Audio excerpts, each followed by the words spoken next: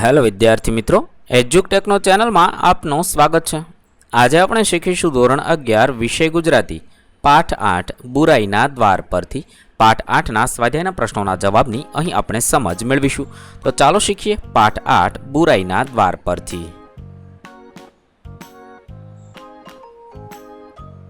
સ્વાધ્યાયના પ્રશ્નમાં પ્રશ્ન નંબર 1 નીચેના પ્રશ્નોના ઉત્તર એક એક વાક્યમાં લખો। સવાલ નંબર 1 લેખકે જમકુ અને જમનના સંદર્ભે કોને સાચો યજ્ઞ કહે છે? જવાબમાં લખી શકાય, જમકુ અને જમન સંસારરૂપી તપોવનમાં પરસેવો ટપકાવીને પેટ બુજારો કરવાનો જે યજ્ઞ કરી રહ્યા છે તેને લેખક સાચો યજ્ઞ કહે છે। સવાલ નંબર 2 વેપારી બાપ એના દીકરાને કયું શાસ્ત્ર ભણાવે છે? જવાબમાં લખી શકાય, વેપારી બાપ દીકરાને આગલા પાસેથી કસીને લેવું અને સામાને છેડે ઈ ચડિયાતો એવું શાસ્ત્ર ભણાવે છે। 3 એક ચીર લેતી શેઠાણીને જોઈને જમકુને શું સાંભળી આવ્યું? જવાબમાં લખી શકાય, જમકુને એક એક પલકે પોતાનો મહેનતે ઉઝેરેલ વાળો, મથી મથીને ગાળેલ કુંટીઓ અને માટલે માટલે સારીને 3 મહિના સુધી લગલગાટ પાયેલી પાણી સાંભળી આવે છે। 4 સુમનલાલે જમકુના જવાબમાં શું જોયું? જવાબમાં લખી શકાય, સુમનલાલે જમકુના દરેક જવાબમાં સંધ્યાના રંગો જેટલી જ નિખાલસતા જોઈ। 5 જમકુએ માતાજીને શા માટે નાળિયેર માન્યું હતું?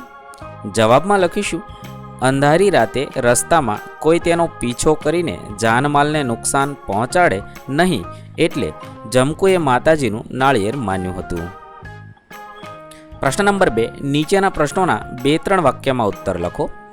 1 માતાજીએ સે પૂરી છે એવું જમકુને ક્યારે લાગે છે?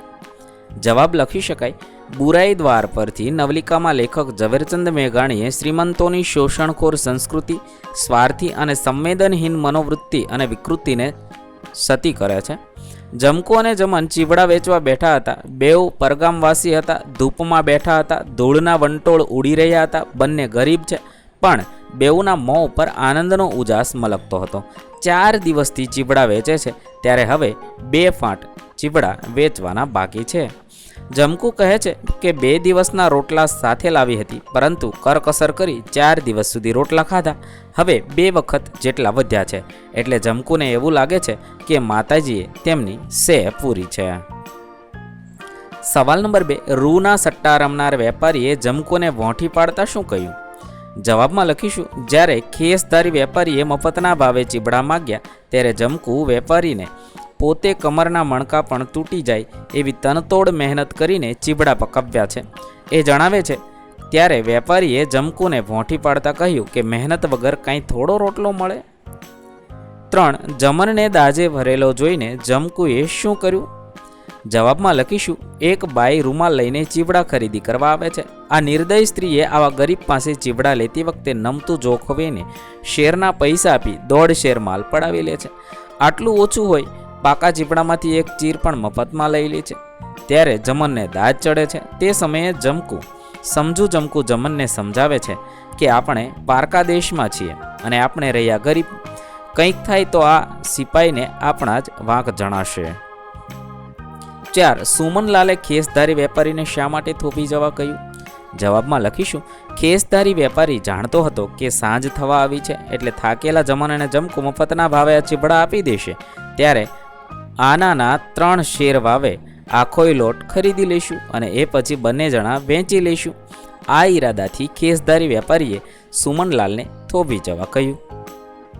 5 સુમનલાલે જમન જમકુ વિશે તેમની પત્ની આગળ શી પ્રશંસા કરી? જવાબમાં લખીશું, અમરાપરાનો રસ્તો બતાવવા સુમનલાલે તેની પત્ની સવિતાને કહ્યું કે આ વર વહુ ચાલ્યા જાય છે તેનું સાચું સહજીવન છે। મરતા મરતા પણ એ જીવતરના તોફાનો એટલે કે સંઘર્ષોનો સાથે રહીને સામનો કરે છે। સહના વવુતું સહનો ભૂનકતું સહવીર્યમ કરવા વહે એટલે કે સાથે રહેવું, સાથે ભોજન કરવું અને સાથે કામો કરવા। આ મંત્રને સાચા અર્થમાં આચરનારા તો આ જ ખરા દંપતી છે। પ્રશ્ન નંબર 3 માગ્યા પ્રમાણે કરો। 1 જમકુ અને જમનનો દાંપત્ય પ્રેમ પાઠને આધારે સમજાવો। જવાબમાં લખી શકાય, જમકુ અને જમન ગરીબ દંપતી છે, શેરીના રસ્તા પર પછેડી પાથરીને ચીવડા વેચે છે। આ ફળો તૈયાર કરવા માટે આ દંપતી નદીમાં ફૂંટિયા ગાળે છે, માટલા સારીને વાડા પાય છે, તેમની કમરના મણકા તૂટી જાય એટલી મહેનત કરે છે, ત્યારે તેમનું માંડ ભરણ પોષણ થાય છે. પરંતુ લગ્ન પ્રસંગે હજારોનો ધુમાડો કરનાર શ્રીમંતો ઓછા પૈસે વધુ ચીવડા ખરીદી લે છે. એમાં વળી સિપાઈ પણ મફતમાં ચીવડું લઈ જાય છે. તેની સાથે ઝઘડો કરે તો સિપાઈ આ અભણ ગરીબ પ્રજાને ખોટા પાંખમાં ફસાવી દે. આને કારણે ઘણીવાર જમનને ગુસ્સો આવે છે, પણ સમજુ જમકુ તેને વહાલ કરીને તેના વાંસા પર હાથ ફેરવીને શાંત પાડે છે. જમન જમકુનો કહ્યાગરો કંથ છે.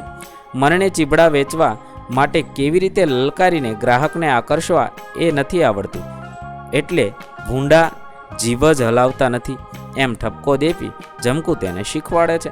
એ આ સાકરિયા મેવા એ આ મધના ઘડા લઈ જાઓ, મધુર અમૃતના મેવા લૂંટી જાઓ, લ્યો બોલો એમ પતિ પત્નીમાં મતભેદ છે. છતાં ચીબડા વેચવા સાંજ પડતા જ બધું સંકેલી લેવાનું જેવા તમામ કામો આ દંપતી હળી મળીને કરે છે. જમન પત્ની અને બાળકનો વિચાર કરીને મેરકાની ટોળીમાં ભળવાનો વિચાર પડતો મૂકે છે. આવા સંઘર્ષમય જીવનમાં પણ બંને સ્નેહાળ જિંદગી જીવે છે. એ જોઈને ઉજળિયાત જુવાન પોતાની પત્ની સવિતા આગળ દંપતીના સારા દાંપત્ય જીવનની પ્રશંસા કરે છે. 2. શ્રીમંત લોકોની શોષણ વૃત્તિ અને સંવેદનહીનતા તમારા શબ્દમાં વર્ણવો. જવાબમાં લખી શકાય, બુરાઈના દ્વાર પરથી લોકકથા ગરીબોની પરસેવાની કમાણીને લૂંટી લેતા શ્રીમંતો વિશેની વાત છે. જમકુના શબ્દોમાં કહીએ તો હજારોના રળનાર અને હજારોના ધુમાડા કરીને વરા ઉકેલનાર પણ શાક પાંદડાની વાતમાં પૈસાની ગણતરી છોડતા નથી. ગરીબને 400 આના ખટાવતા શું કામ બીએ છે? હાથ પગ અને ગળામાં સોનાના આભૂષણ, પગમાં ચંપલ, અંગ પર ઝીણો સુંદર સાડલો, નાનીશી કોથળીમાં ઠીક પૈસા, છતાં આ ગરીબ પાસે ચીવડા લેતી વખતે નમકું જોખાવીને વધારે પડાવી લેવાની, ઉપરથી પોતાના છોકરા માટે ચીવડાની એક ચીર મફતમાં પડાવી લેવાની હીન મનોવૃત્તિ અહીં આબેહૂબ છતી થાય છે. લાવ ચીર દે છે કે નીકર આ લે તારું ચીવડું પાછું, એવી ધમકી આપતી શ્રીમંતબાઈને ચીબડું વેચવાની જમકુની મજબૂરી છે, એટલે ચીર દેવી પડે છે. પરંતુ કલેજામાંથી ચીર કાપી આપવી પડી હોય એવું દર્દ તેને થાય છે. આવી જ સંવેદનહીનતાના દર્શાવનાર ખેસધારી વેપારીને જમકુ પાસેથી આનાના 3 શેરમાં આખોય લોટ પડાવી લેવો છે. આથી સુમનલાલને ઇશારત કરીને બોલાવી લે છે અને કહે છે કે તેઓ થાકેલા હોવાથી સાંજ પડતા બધા ચીબડા મફતના ભાવે આપીને જતા રહેશે. આનાના 3 શેર લેખે આખોય લોટ લઈને બંને વેચી લઈશું. પણ જમન જમકુ સમજી ગયા. આપણું ઘરાક ટાળ્યું ઓલા શેઠિયાએ. આ શબ્દોમાં તેમના હૈયાની હાઈ સંભળાય છે.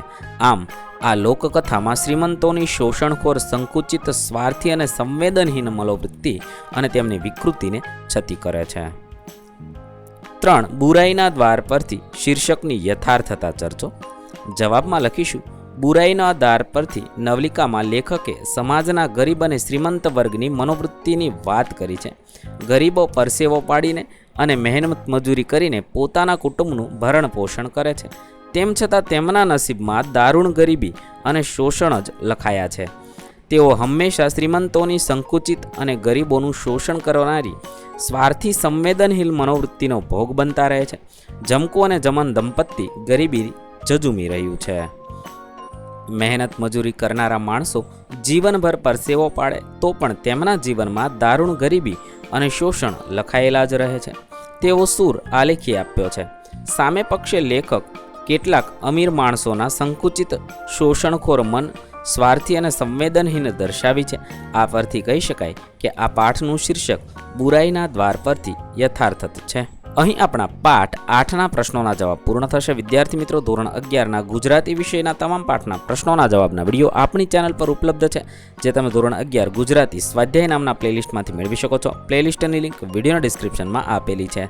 તથા જો તમારે તેની પીડીએફની જરૂર હોય તો તે તમે આપણી એપ્લિકેશન પરથી મેળવી શકો છો. એપ્લિકેશનની લિંક પણ વિડીયોના ડિસ્ક્રિપ્શનમાં આપેલી છે. વિદ્યાર્થી મિત્રો, આપેલા વિડીયોની જો તમારે પીડીએફની જરૂર હોય તો તમે આપણી એપ્લિકેશન સ્માર્ટ સાથી પરથી મેળવી શકશો. વિદ્યાર્થી મિત્રો, આપણી એપ્લિકેશન સ્માર્ટ સાથી પ્લે સ્ટોરમાં આવી ગઈ છે, જેની અંદર તમે બધા વિભાગ જોઈ શકો છો. તેની અંદર વિવિધ ધોરણ છે. ધોરણ ઉપર ક્લિક કરતાં વિવિધ વિષય ખુલશે. વિષય ઉપર ક્લિક કરતાં તેની અંદર આવતા પાઠ ખુલશે. તેની અંદરથી તમે પાઠ્યપુસ્તક પણ ડાઉનલોડ કરી શકો છો.